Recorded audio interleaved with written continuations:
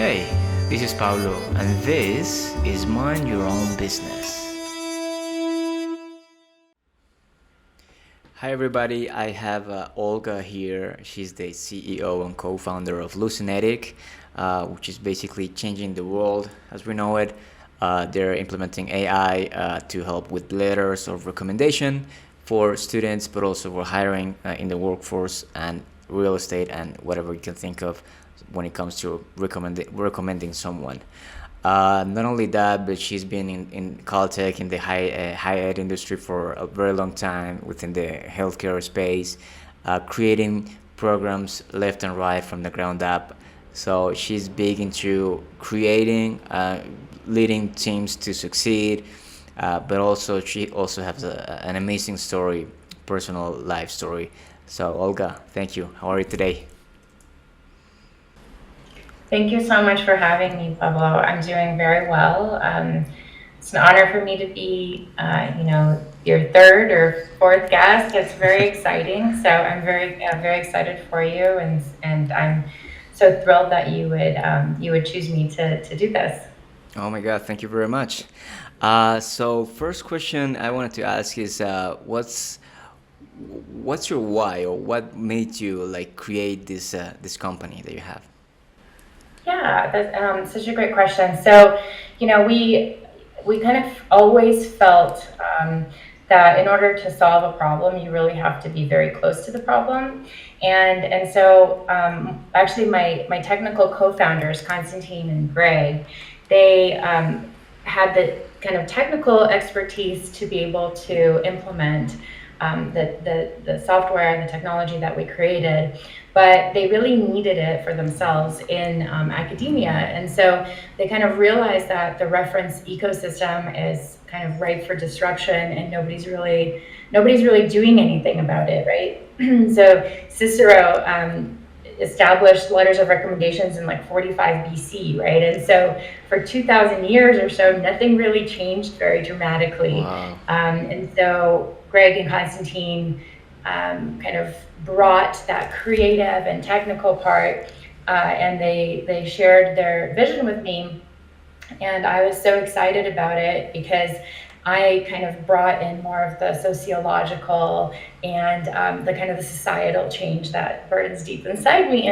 And for me, it was really something that was very special because for me, when I started my career in academia, I actually did research in molecular biology. And when I published a paper and I contributed to different research, and like so many junior people, I actually was asked to write my own letter of recommendation. And that was really, really difficult because, when you're really early in your career, you really don't know what you're supposed to write. Hmm. You're also just kind of, sometimes you're shy. And I grew up in kind of more of a male-dominated society because I was Russian, or I am Russian, and so in Russia, it was a lot more male-dominated. So as I grew up, I was less confident than I am now, and than I kind of raised my daughter to be, and so it was really, really difficult for me to write my own letter of recommendation that would be, compelling and would actually help me elevate my influence in my career.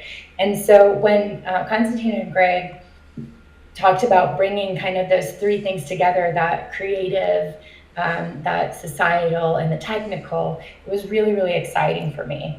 And so, I think that we're going to be able to offer the world something special, and so that invigorates me. That's powerful, and especially I got curious about the the male domination in the corporate world, uh, all around the world, basically, especially C-level co-founders or founders, CEOs, and uh, yeah, you can. There's so many people with not equal opportunities out there, from letter of recommendations to just biases from the hiring staff. Just curious, like you're a female in a management powerful position. What's your take about this? What can you say to young aspiring women out there that have this dream? Yeah, well, I think that I was incredibly fortunate because I was able to really see so many different parts of Caltech. I really had this amazing opportunity to be at the forefront of industry and academia. And I think that a lot of women that I've met who are in C-level positions and influential women, my mentors, they're so strong that it's very inspirational for me. And so I think it's very important for women, for everybody, but for women to build these communities where they can support each other. And as a young woman coming up in the world, I think it's really important to find those communities, find strong women that you can ask questions of, and don't be afraid to ask those questions because we've all kind of been in that situation. It's not always easy, but I think it's always easier with a community. And going back to maybe communities and how to lead a team, so you've created so many things. Basically, so you're a creator in that sense. Uh, Yeah. what are some key aspects we can take from your experience when it comes to create something from the ground up, whether a program or a company, even a relationship with someone, or just that a community in general? Yeah. So, building something is really a thrill. I think that I always feel extremely motivated by being able to kind of be at that really kind of the first principles level and be able to see something grow and develop. I kind of feel that way with my kids as well. Like I watch them grow and they kind of provide that anchor for me. But with, my professional life, it's always been a thrill for me to build. And I think that, it's really, really hard if you just try to visualize the end result and then you don't know how to get there. So I think that more practically, I think that it's important to visualize the broad goals and then kind of backtrack to figure out a way of how to get there and really make intentional choices. One of the things that was really difficult for me as I was growing up was I kind of made choices based on my gut, and I didn't have that mentor in the very early stages of my career to kind of tell me, okay, where do you want to go? Where do you want to be? Right? Because I think that's a really important question that a lot of women, they don't actually ask themselves that because they feel like they just have to run really fast. And and sometimes it's really important to take a step back and just kind of get that cut the noise and get that hyper focus and really try to understand who am I, kind of who do I aspire to be, what is it that I want to accomplish, and then kind of set out a couple of goals and figure out really intentional ways of how to get there and don't compromise when other people try to steer you away from those goals. I think that's really important just to keep that in mind. That's great. So being true to yourself and having clear goals, and then kind of backtrack, as you said, and you know break it into small steps. So one day at a time, one step at a time. That's Exactly. powerful. That's great. And so let's say I'm a small business owner or a person who's starting out full-time employee or what have you. What would you say I can start with, either by going to a community or finding a mentor or starting to maybe do some visualizing? How would that look like for a person who's just starting?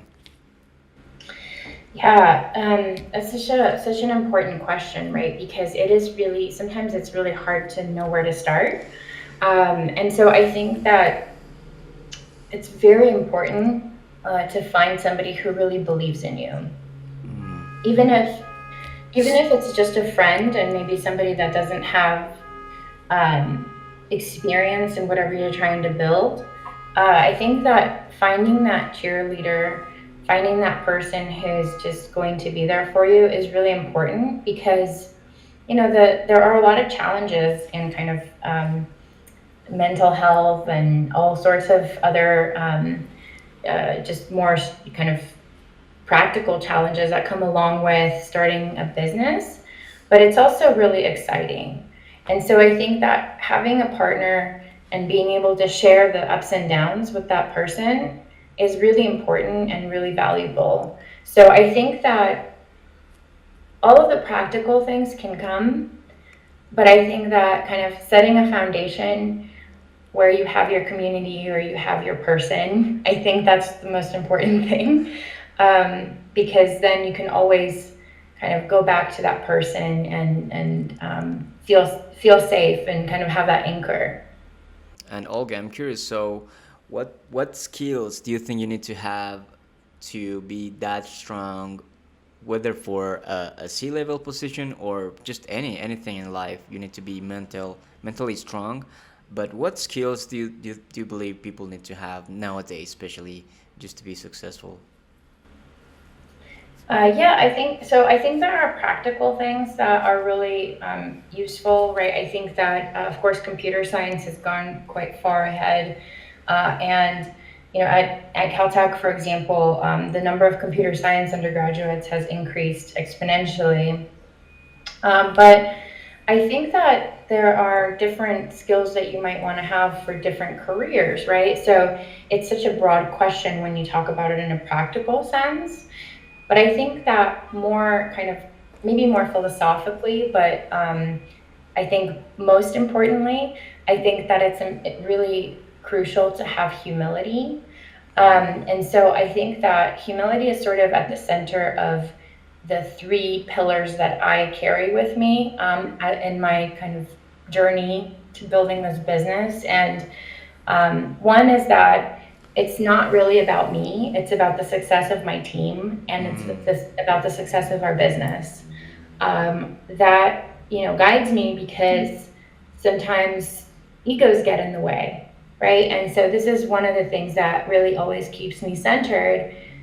We have a really important mission that we're going after. We're trying to do good in the world. We're trying to improve a process. We're trying to improve equity. And at the end of the day, it doesn't really matter what I want or kind of how I feel about it. If it's good for the business and it's good for the mission, then that's the right answer. And so there's also the second part of it, which is always staying curious and learning. I think that's a really important skill because you're always learning skills and processes, but it's also just about having that kind of perseverance of learning, right? And also kind of has to do with humility of realizing that we're always learning and we're never kind of done learning, right? And so whether it's learning about the customer or it's learning about how to do your taxes properly, or if it's about how to persevere, through the next funding round, whatever that may be, I think it's always about that. And then the third principle, which is also, I think, tied back into humility, is I think very important to hire people that are better than you and then take really good care of them and enable them and not clip their wings and make sure that they understand that they're experts of their craft and they're valued.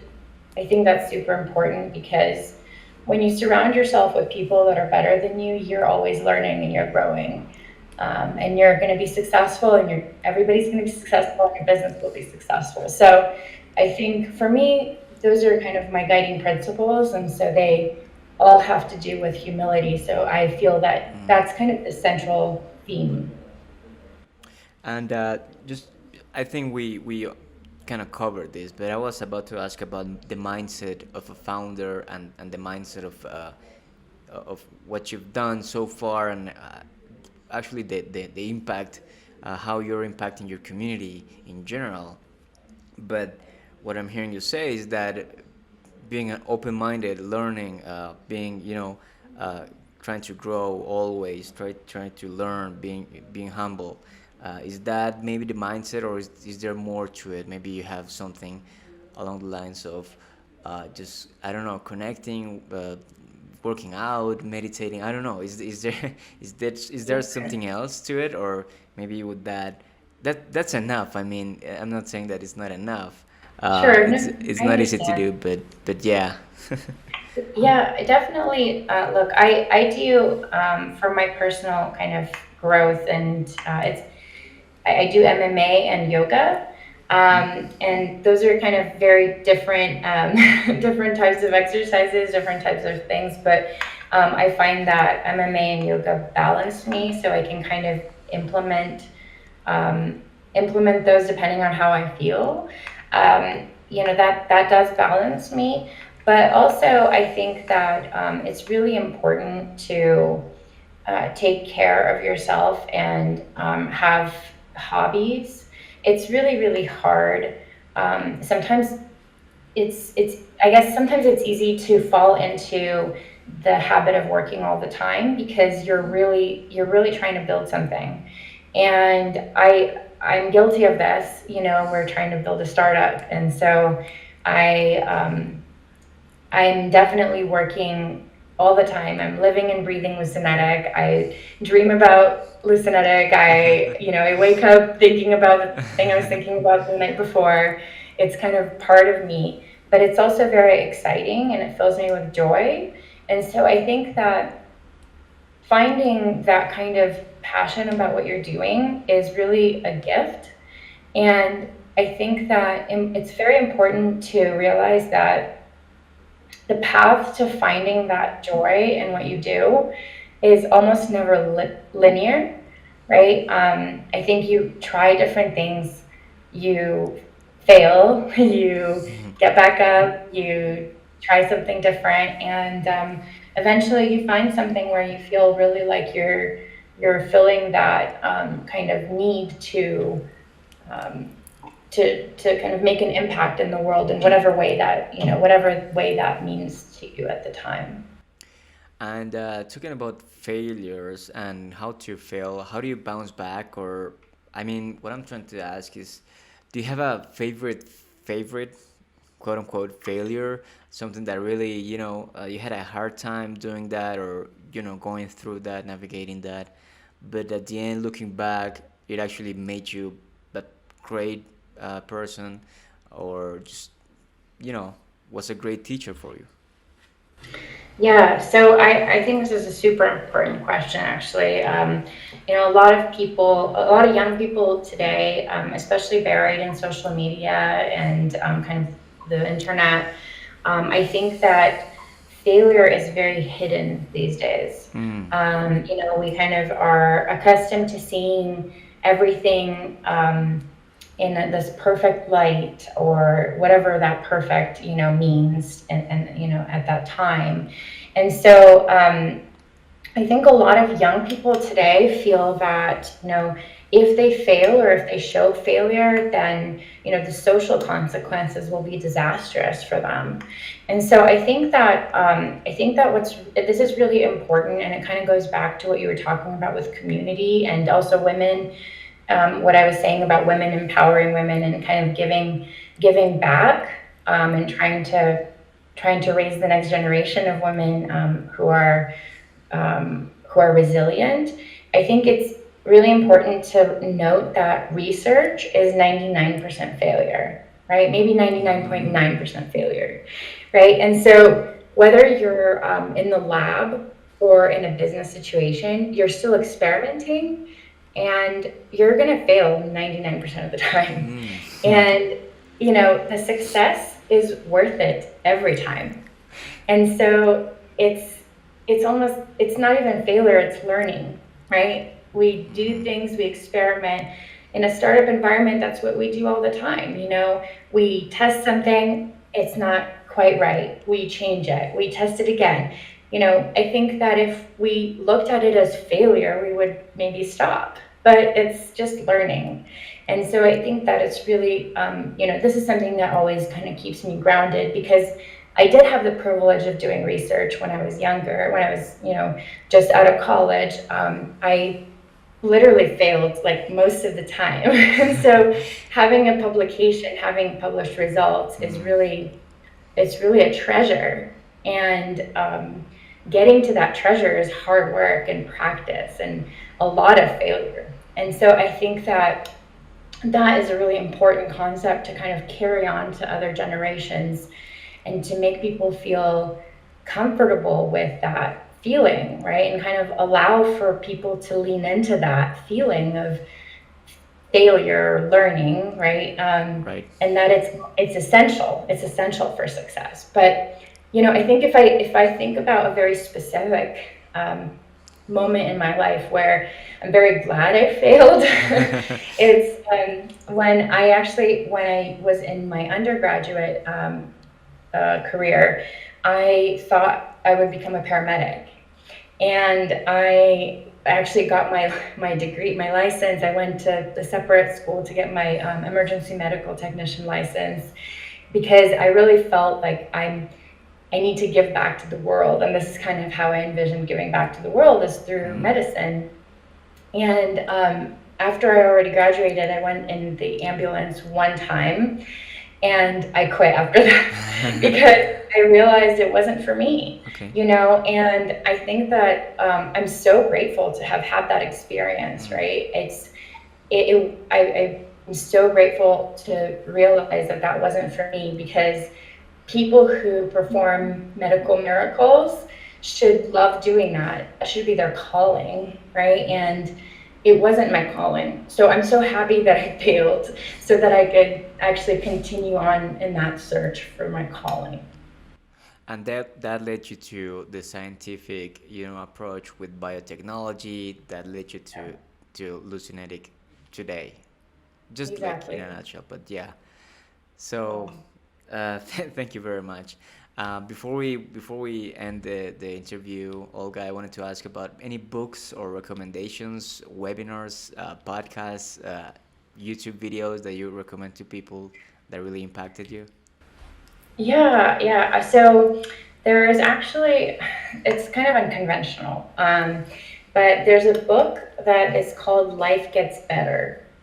And the book Life Gets Better is by Wendy Lustbader. I can send you a link to it. But when I started building the work life program at Caltech, I had this privilege of having a mentor that really believed in me, and she paid for my trip to a conference where I met Wendy Lustbader. And she's a social worker and she works with aging people. And the book is full of stories about her, conversations with these people. And I don't want to give it all away because I want you to read it. But the idea of it is that growing up is really, really hard. And when you don't have the experience to know what to do next and you've never seen it before, it's actually really, really hard. And there are all kinds of people in the world who say, oh, the college years were the best years of my life, and, it's all downhill after this, or I could have done this when I was young, or, that kind of thing. But, it's the secret is I think that with experience, quality improves if you let it. And, I think that if you think that aging makes you rigid and ineffective, then you can no longer accept aging as a gift. And so I think it's really important to realize that aging truly is a gift. And so learning and kind of knowing how to respond to situations, it creates an ease and a peace that doesn't exist when you're younger. So I think that that's been really that book and that kind of philosophy has been really impactful for me. And I imagine all this wisdom, like from really knowledgeable people, going your way as a young person, and acknowledging that and implementing that in your day to day, though that has to be powerful. That's a great recommendation. How do you use it? Just very briefly, maybe some of these Uh, yeah, this knowledge in your day to Yeah, day. well, I actually, so during the early pandemic, I had cancer. And so I ended up going through, the surgery and everything is Oh okay. my So I'm, God. I'm on the other side of cancer. So Oh that's my great. God. Um, but during that time, I think I really realized the value of getting older, right? It's pretty cliche, right? But I think we kind of sometimes forget that our moment on Earth is transient, and we just have to kind of soak up every moment and realize that we just don't have the control, And so sometimes it's really difficult because I think especially like when you're building a company and you're creating something, it feels like it's going to be forever, right? Or it's going to be this monumental kind of accomplishment or something that really is going to take your entire life.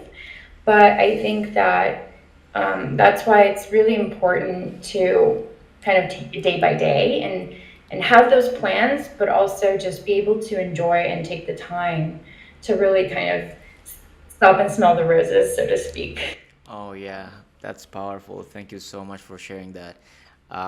Any final thoughts, comments?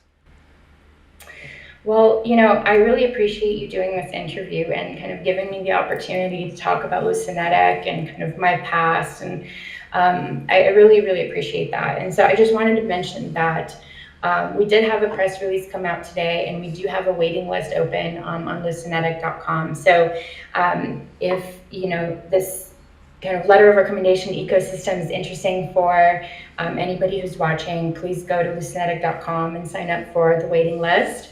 And also follow us on Twitter and LinkedIn. I just started my Twitter account, my personal one, so I need followers. So I would love that support. But also, if you sign up, you get early access to the tool before we launch it in August.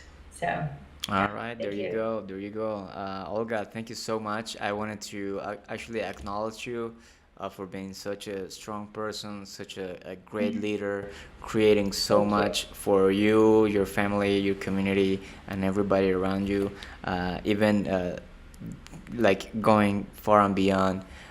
So I just wanted to say that I'm super grateful for this conversation, and yeah, I just wanted to see Lucinity grow and thrill. Thank you so much, Baba. Thank you for having me and starting this podcast. Very Thank you. exciting. Thank you very All much. right. Bye bye. Thank you. Bye. Take care.